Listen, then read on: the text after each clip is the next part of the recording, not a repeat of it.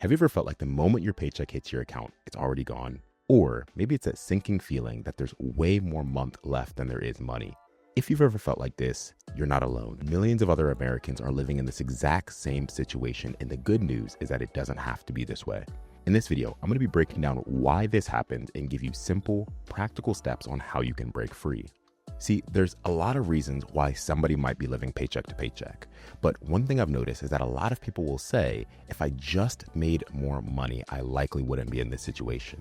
And while income can definitely be a factor, it's not always the root of the problem. Because if you don't know where your money is going or how to manage what you already have, chances are making more money is not going to automatically fix things. Before we jump into the steps of how to break free, let's jump into talking about why this cycle starts in the first place. Sometimes it's a result of lifestyle creep, where as your income rises, so do your expenses.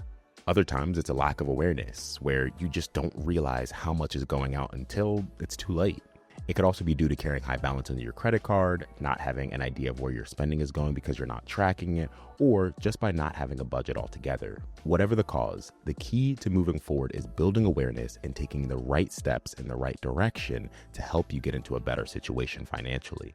So let's walk through 4 practical steps on how you guys can break the cycle and take back control of your money. Tip number 1, create a budget that fits your lifestyle. You see, when I used to hear the word budget, I used to think that it was something that was restrictive or something that would keep me from enjoying life. But a good budget isn't about limiting your life. It's about giving your money direction so that you're not leaving it up to impulse or the in-the-moment decision that you have to make every single time you're going to spend money. And a big key is starting where you are and not where you wish you were.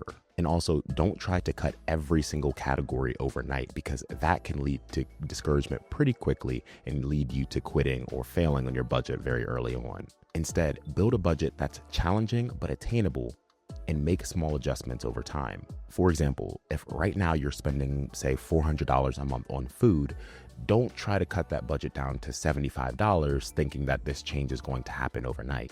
Start with a realistic number, then make improvements as you go. Personally, I use an app called Monarch Money. I like the app to be able to track my expenses, to budget, and to plan for the future. And if you guys are interested in signing up for it, I'll leave a link down in the description below. Tip number 2, track and review your expenses regularly. See, creating a budget is a great first step, but it won't do you much good if you never revisit it. See, I like to think of it like reviewing game film. I used to play college football, and back when I played, we would watch so many hours of film over prior practices and prior games to see how we could improve for our upcoming opponents. And the reason was because as we're watching this film, we're learning our weaknesses and our deficiencies, and we're able to get coached up by our coach, who can tell us some of the ways that we can improve and do better for next time.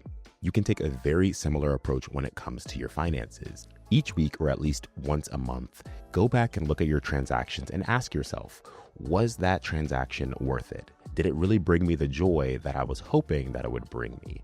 Is there anything that I could improve next month? See, these are the types of questions that will get you thinking about your transactions and your finances and help you improve as the months go on.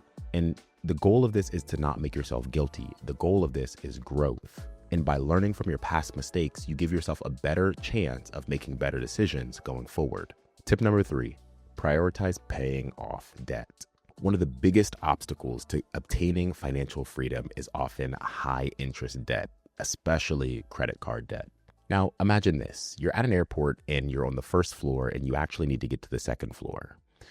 You see an escalator and there's another one next to it, and one of them is traveling up and one of them is traveling down, but you decide to take the down elevator instead of taking the up elevator. If you take this elevator, eventually you'll make it to the top, but as you're walking, you're fighting against the current, and as you're walking up, the elevator is pushing you further and further away from where you're trying to go. And as you're taking steps in the right direction, the momentum and the current of the escalator is taking you so much further away from where you need to be, and you're burning so much more energy than necessary. This might seem like a silly example, but this can be what it feels like to build momentum in your finances when you're carrying a lot of debt. That's why one of the best things that you can do is focus on paying this debt off. There are 2 methods in particular that are very popular, one of them being the avalanche method and the other being the snowball method that I can certainly cover in another video. But whatever option that you choose, make sure that you're well informed and that you stick with it. Work hard to stay consistent because every dollar that you're not paying towards interest can be used to give, to save, or to invest for the future. And tip number 4, automate your savings.